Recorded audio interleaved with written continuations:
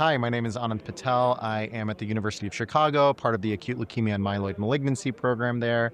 And I am going to discuss results from our phase 2 study looking at the drug Inotuzumab combined with tyrosine kinase inhibitors for Philadelphia chromosome-positive ALL, otherwise known as pH-positive ALL. So pH-positive ALL is seen in about 50% of B-cell ALL cases in patients over the age of 50. We've come a long way with how we treat patients with pH-positive ALL, particularly with the development of a class of drugs called tyrosine kinase inhibitors.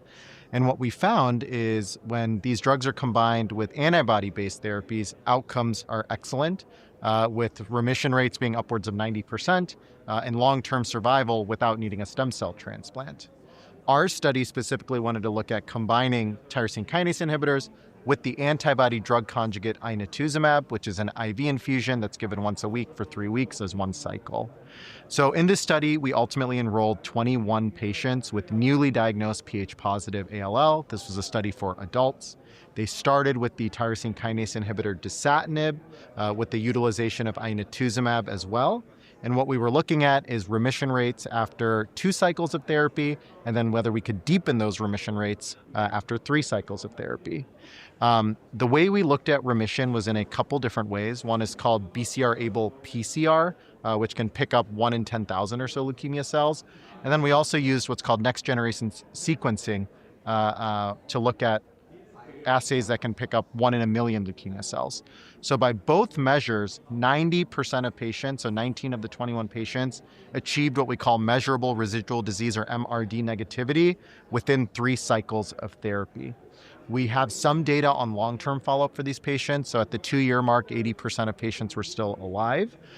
Importantly, we have only seen 1 patient who's had their disease come back, what we call a relapse of disease, and no patients have disease come back in their spinal fluid, or what we call a central nervous system relapse.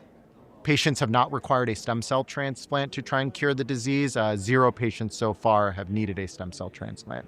So in summary, we have found this to be a highly effective regimen, a safe regimen with appropriate dose adjustments that were made over the course of this study, and it compares very favorably to other data that's been published using tyrosine kinase inhibitors and other immunotherapy drugs such as blinatumomab.